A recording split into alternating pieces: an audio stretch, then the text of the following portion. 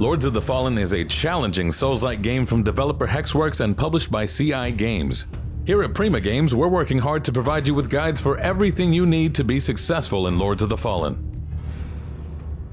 Deep within the bowels of Mornstead, you can find an optional area called the Revelation Depths. You access the twisting cavern from beneath the cistern after the sunken Skian mines where you face the Skinslayer. In fact, you must defeat the Skinslayer in order to reach the Revelation Depths as he drops the drainage control key. This key is used to lower the water in the cistern before accessing the Revelation Depths, where Harrower Dervla, the Pledged Knight, waits for you at the bottom. Once you make your way all the way down, be sure to rest at the Vestige of Lost Bearsku, hidden just beneath the wooden elevator that leads up through the depths to the sunken Skian mines, before heading into the boss arena. The first phase of Harrower Dervla, the Pledged Knight, is actually two enemies in one.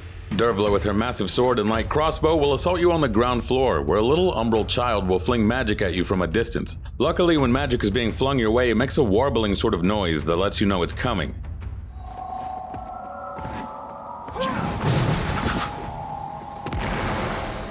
Furthermore, the child will power Dervla up with a buff, giving her sword an energy beam attack and her crossbow bolts an explosive finish. If you stay too far away, she will fire the bolts more often. Fortunately, you can hide behind the massive stone pillars to protect yourself from them, if she doesn't ruin them with the umbral magic her sword emits. Otherwise, both her sword strikes and crossbow bolts are quite easy to dodge and often leave her open if you can close the distance.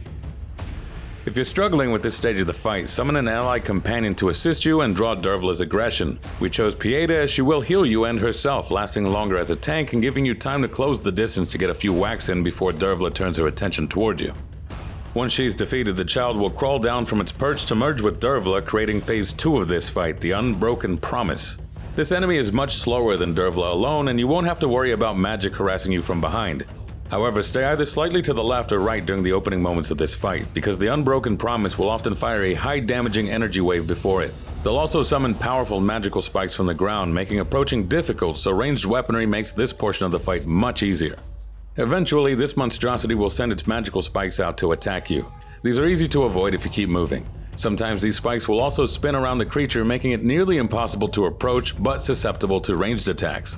With patience, the Unbroken Promise shouldn't give you too much trouble. Once defeated, Dervla and the Unbroken Promise drop Harrower Dervla's Rosary, Dark Crusader's Call, 8 Umbral Scurrings, a Vestige Seed, and an ammunition satchel. Be sure to view the Umbral Scourge near the top of the shrine that the child sat upon to get Dervla's remembrance, as well to trade with Molu for her items. If you buy the Umbral Scurring Clump from Molu for 50 Umbral Scurrings, you can toss it in the well upon the shrine and visit the Umbral Goddess Putrid Mother. This area sets you on the path toward the Putrid Child ending of the game. Make sure to subscribe to Prima Games for our continued coverage on Lords of the Fallen. And if you have your own strategies for beating the bosses, let us know in the comments.